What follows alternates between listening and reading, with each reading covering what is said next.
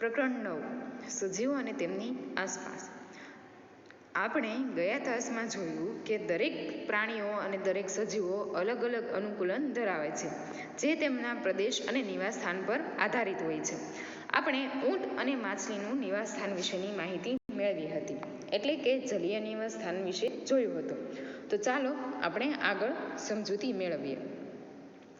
હવે દરેક વિસ્તારમાં જે પ્રાણીઓ હોય છે તે જીવન જીવતા હોય છે, તેને તેનું નિવાસ સ્થાન કહે છે.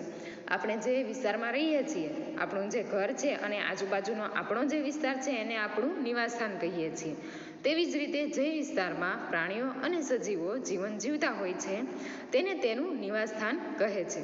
હવે જોઈએ તો સજીવોમાં કોનો સમાવેશ થાય અને સજીવો શેના પર આધાર રાખે. આપણે જ્યારે આપણું ઘર અથવા આપણે જે રહેવાનો વિસ્તાર જોઈતા હોય તે ત્યારે આપણે શું જોઈએ? ધારો કે તમારે ઘર એક લેવાનું છે. તમે ઘર કેવું પસંદ કરો કે જ્યાં તમને પૂરતો ખોરાક, પાણી, હવા, આશ્રય એટલે કે નિવાસ સ્થાન અને બીજી જરૂરિયાતો માટે નિવાસ સ્થાન ઉપર નિર્ભર હોય છે. હવે આપણે જેવી રીતે જીવન જીવવા માટે અથવા રહેવા માટે જેવું પસંદ કરીએ વિસ્તાર, તેવી જ રીતે જે વિસ્તારમાં પ્રાણીઓ જીવન જીવતા હોય તેને તેનું નિવાસ સ્થાન કહે છે. અને નિવાસ સ્થાન શેનો સમાવેશ થાય નિવાસ સ્થાનમાં અને શેનું પર નિર્ભર હોય છે નિવાસ સ્થાન? તો કે પ્રાણીઓ એવું નિવાસ સ્થાન પસંદ કરે કે જ્યાં તેમને પૂરતા પ્રમાણમાં સારો ખોરાક, પાણી, હવા, આશ્રય એટલે કે સારી રહેવાની જગ્યા મળી રહે તેવો પસંદ કરે છે.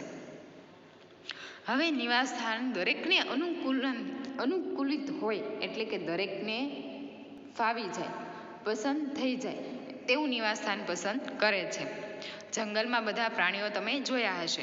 આ ઉપરાંત વનસ્પતિઓ પણ પોતાનું નિવાસ સ્થાન એવું પસંદ કરે કે જ્યાં તે સરળતાથી ઉગી શકે અને અનુકૂલન સાધી શકે.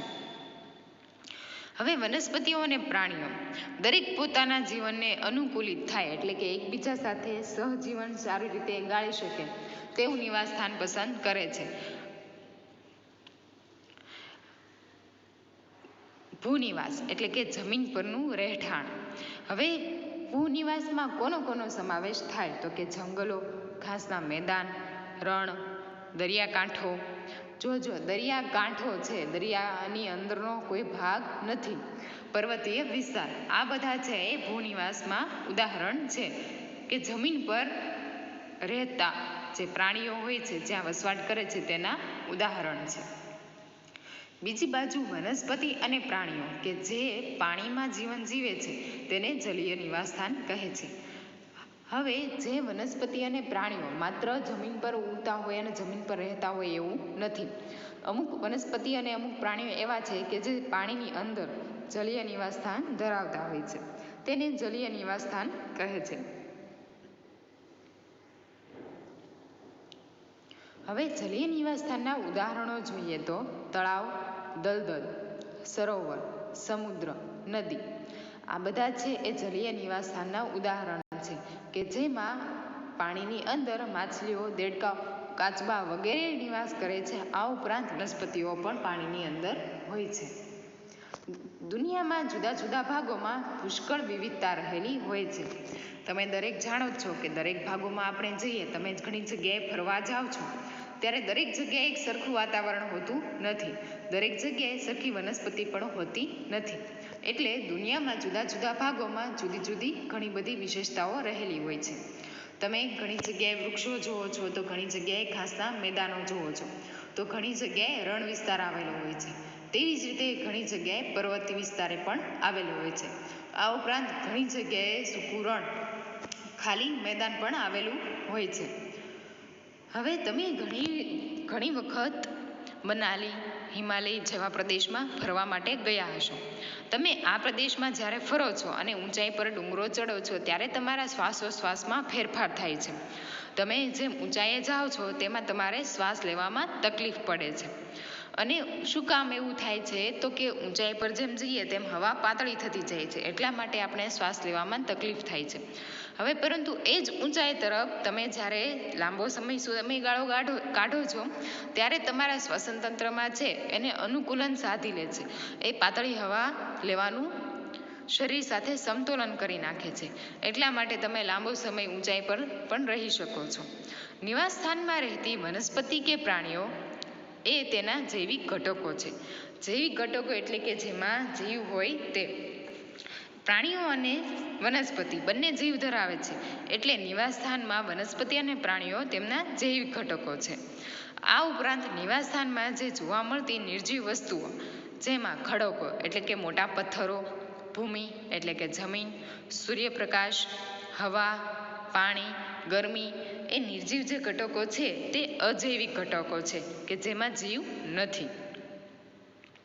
દરિયો અને રણ બંને ખૂબ જ જુદા વિસ્તારો છે અને આપણને આ બંને વિસ્તારોમાં ખૂબ જ અલગ પ્રાણીઓ જોવા મળે છે, ખરું ને? હા ભાઈ, આપણે આગળ જેમ જોયું તેમ ઊંટનું પણ આપણે શરીર રચના અને તેના વિશેષતા જોઈ, તેવી જ રીતે માછલીની પણ જોઈ. તો બંનેમાં જે પ્રાણીઓ રહે છે તે પણ ખૂબ અલગ છે. તેવી જ રીતે વનસ્પતિઓમાં પણ અલગતા હોય છે. હવે જેમ વૃક્ષો બીજમાંથી જેમ વૃક્ષ થાય છે અને મોટું થાય છે, તેવી જ રીતે બીજી પણ વિવિધતા આપણે જોઈએ કે કેવી રીતે બીજ અંકુરિત થાય છે અને શું ફેરફાર થાય છે પોતાના નિવાસ સ્થાનના આધારે. તેના માટે આપણે પ્રવૃત્તિ 2 કરીએ. હવે પ્રવૃત્તિ 2 કરવા માટે તમારે વટાણા અથવા ચણા લેવાના છે, તેને ધોઈ લેવાના છે. હવે દરેક વટાણા જે આપણે ધોઈને રાખેલા છે તેમાંથી આપણને ખ્યાલ જ છે કે એક નવા છોડનું નિર્માણ થાય. હવે પણ આપણે એવું નિર્માણ કરવાનું નથી, આપણે ખાલી જોવાનું છે કે નિવાસ સ્થાનમાં આપણા જે નિર્જીવ ઘટકો છે એ કેવી રીતે ભાગ ભજવે છે. હવે એક વાટકો છે એ તમારે સૂર્યપ્રકાશમાં રાખવાનો છે, બીજું કબાટની અંદર રાખવાનો છે અને ત્રીજું ફ્રીજમાં રાખવાનો છે. અને થોડાક સમય બાદ તેનું અવલોકન કરવાનું છે. આ અનુકૂલન ટૂંક સમયમાં થતું નથી, તેના માટે થોડોક સમય લાગશે. અનુકૂલન ટૂંક સમયમાં થતું નથી. હજારો વર્ષોના ગાળામાં જે તે વિસ્તારમાં અજૈવિક ઘટકો બદલાય છે. જે પ્રાણીઓના આ બદલાવ સાથે અનુકૂલન સાધી શકતા નથી તે મૃત્યુ પામે છે. ભાઈ, આપણે છે તમે ખૂબ રણ પ્રદેશમાં રહેતા હો, ખૂબ ગરમી પડતી હોય અને તમને અચાનક હિમાલયના ઠંડા પ્રદેશમાં લઈ જવામાં આવે તો ત્યાં તમારી શરીર જે રચના છે શરીરની તે ત્યાં સંતુલન સાધતું નથી, એટલે તમે બીમાર પડી જાઓ, શ્વાસ લેવામાં તકલીફ થાય, એવું થઈ શકે.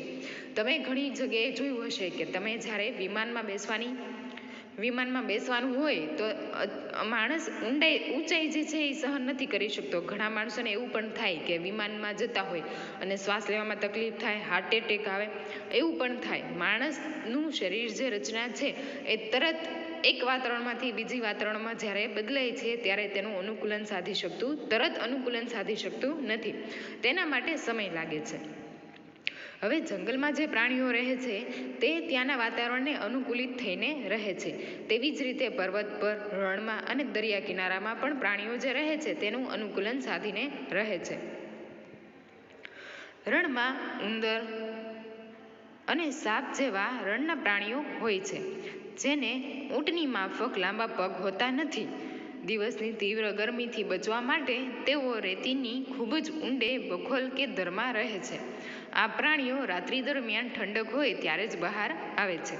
હવે આપણે ઊંટનું અનુકૂલન જોયું હતું કે ઊંટ કેવી રીતે રણમાં સરળતાથી જીવન જીવી શકે છે. તેવી જ રીતે રણમાં આ ઉપરાંત ઉંદર અને સાપ પણ હોય છે. હવે ઉંદર અને સાપ બંનેને ઊંટ જેવા લાંબા પગ તો નથી, એટલા માટે એ શું કરશે તો કે રણની રેતી હોય છે એની અંદર ખૂબ જ ઊંડે સુધી વહી જશે અને ત્યાં બખોલ કે દરમાં રહે છે. અને જ્યારે રાત્રે ખૂબ ઠંડી હોય ત્યારે તે બહાર આવે છે. અહીં રણમાં સામાન્ય રીતે ઉગતી કેટલીક વનસ્પતિઓ દર્શાવેલી છે, જેમાં થોર, બાવળ, બોરડી, એલોવેરા એટલે કે કુંવારપાઠું, દેશી ભાષામાં સાવ સરળ રીતે કહીએ તો લાબડું, એવી વનસ્પતિઓ રણમાં થાય છે. તેઓ રણમાં સાથે કઈ રીતે અનુકૂલન ધરાવે છે? હવે રણમાં જેમ આપણે જોયું કે પ્રાણીઓ અલગ રીતે અનુકૂલન ધરાવે છે, હવે આપણે વાત કરીએ વનસ્પતિની કે વનસ્પતિ પણ રણમાં કઈ રીતે રહે છે. હવે તમારે 2 છોડ લેવાના છે, જેમાં એક થોર અને બીજું સામાન્ય વૃક્ષ એટલે કે જે આપણો અહીંયા છોડ હોય છે તે કોઈ પણ છોડ લેવાનો છે. હવે તેનું અનુકૂલન કરશું એટલે કે બંને છોડ ધ્યાનથી નિરીક્ષણ કરશું બંનેનું, તો શું વિશેષતા જોવા મળશે? તો કે રણની વનસ્પતિઓમાં કાંટા હોય છે પણ પાંદડા હોતા નથી, અને પાંદડા જો હોય તો ખૂબ જ નાના હોય છે. બરાબર છે. હવે જે રણની વનસ્પતિ હોય એનું આપણે અવલોકન કરીએ તો જોવા મળશે કે વનસ્પતિ જે છે એને કાંટા હોય છે અથવા પાંદડા હોય તો પણ ખૂબ જ નાના હોય છે. હવે આ બંને જે છોડ આપણે લીધા અવલોકન કરવા માટે, તેને આપણે કોથળી વીંટાળી દઈશું પ્લાસ્ટિકની. પછી નિરીક્ષણ કરશું તો જોવા મળશે કે રણની વનસ્પતિઓમાં પાંદડા હોતા નથી, એની જગ્યાએ કાંટા હોય છે, અને કાંટા દ્વારા જ તેનું બાષ્પીભવન થાય છે. તમે ચિત્રમાં જોઈ શકો છો કે એક વનસ્પતિ છે એના પાન ખૂબ નાના છે અને કાંટા છે બીજીમાં. તમે હવે આ ખૂબ ઝીણી નજરથી ખૂબ નજીકથી ફોટો પાડેલો છે, તેમાં જોઈ શકો છો કે કેવી રીતે કાંટા અને પાંદડા ગોઠવાયેલા હોય છે. બાષ્પોત્સર્જન દ્વારા પર્ણોમાંથી ઓછું પાણી ગુમાવવામાં મદદ કરે છે. થોરમાં તમને જે પાંદડા જેવી રચના દેખાય છે. હવે આપણે ચિત્રમાં જોયું કે જે કાંટા છે, આપણને ખ્યાલ જ છે કે વનસ્પતિમાં બાષ્પોત્સર્જનની ક્રિયા પર્ણ દ્વારા થાય. તો હવે પાંદડા દ્વારા જે ક્રિયા થાય તો એની જગ્યાએ વનસ્પતિમાં પાંદડા તો છે જ નહીં, એની જગ્યાએ કાંટા છે.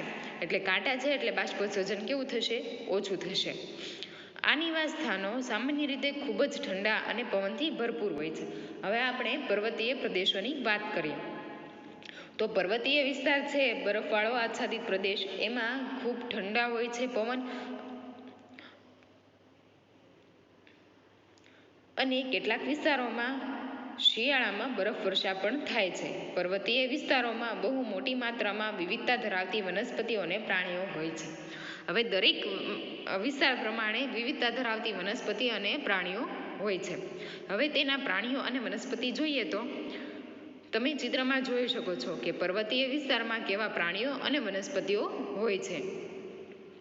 હવે પર્વતીય વિસ્તારોમાં સામાન્ય રીતે જોવા મળતી વનસ્પતિઓમાં આપણે જોઈએ તો સાયકસ, નાતાલ વૃક્ષ, પાઇન્સ, મોરપીંછ અને એરોકિયા. હવે આ બધા વૃક્ષ છે એ તમે ચિત્રમાં જોઈ શકો છો. હવે તેમની વિશિષ્ટતા જોઈએ કે તે વાતાવરણ સાથે કેવી રીતે અનુકૂલન સાધે છે. કેટલાક વૃક્ષોના પાંદડા સોયાકાર હોય છે. તે વરસાદના પાણીને તથા બરફને સરળતાથી નીચે સરકવા દે છે. શંકુ આકારના હોય છે તથા ડાળીઓ છે એ ઢળતી અથવા નમેલી હોય છે. તમે પેલા ચિત્રમાં જોઈ શકો છો. અને પાંદડાનો આકાર કેવો હોય છે? તો કે સોયાકાર, જેના કારણે બરફ અને પાણી છે સરળતાથી ઢળી જાય અને અલગ આકાર ધરાવતા હોય છે. તેવી જ રીતે પર્વતીય વિસ્તારોમાં રહેતા પ્રાણીઓ પણ ત્યાંની પરિસ્થિતિ સાથે અનુકૂલન ધરાવતા હોય છે. પ્રાણીઓના શરીર કેવા હોય છે એની વિશેષતા આપણે આગળ જોઈએ. પહેલા જોઈએ કે પ્રાણીઓ કયા કયા હોય છે. તો કે પર્વતીય બકરી, યાક અને સ્નો લેપર્ડ. આ ત્રણ જે પ્રાણીઓ છે એ પર્વતીય વિસ્તારમાં રહેતા પ્રાણીઓ છે. હવે આ પ્રાણીઓ પોતાના શરીરને ગરમ રાખવા માટે તેમને લાંબા વાળ હોય છે, જેના કારણે તેમનું શરીર ગરમ રહે છે. આ ઉપરાંત હિમચિત્તા સ્નો લેપર્ડના શરીર, પગ અને પંજામાં ગાઢ રૂંવાટી હોય છે, જે તેને બરફ પર ચાલતી વખતે ઠંડીથી બચાવે છે. તમે ચિત્રમાં જોઈ શકો છો કે જે હિમચિત્તો છે સ્નો લેપર્ડ, તેના શરીર ઉપર ગાઢ રૂંવાટી હોય છે. આ ઉપરાંત તેના પગના પંજામાં પણ ગાઢ રૂંવાટી હોય છે. પર્વતીય બકરીઓ મજબૂત ખરીઓ ધરાવે છે, જેથી ખડકાળ ઢાળ પર દોડી શકે. એના પગના પંજામાં ખડીઓ આવેલી હોય છે, જે તે ખડકાળ ઢાળ હોય છે તેના પર તે વ્યવસ્થિત રીતે દોડી શકે. પર્વતીય પ્રદેશોમાં જેમ જેમ ઉપર જઈએ તેમ તેમ આસપાસના વિસ્તારો બદલાય છે અને વિવિધ ઊંચાઈઓ પર જુદા જુદા અનુકૂલનો જોવા મળે છે. આપણે જેમ પર્વત ચડીએ તેમ હવા પાતળી થતી જાય છે અને ત્યાંનું અનુકૂલન પણ બદલાતું જાય છે. વૃક્ષો પણ બદલાતું જાય છે. ઊંચાઈએ જેમ જઈએ તેમ અનુકૂલન અલગ અલગ જોવા મળે છે. અહીં સુધીનો પાઠ તમારે પાઠ્યપુસ્તકમાંથી એક વખત વાંચવાનો છે.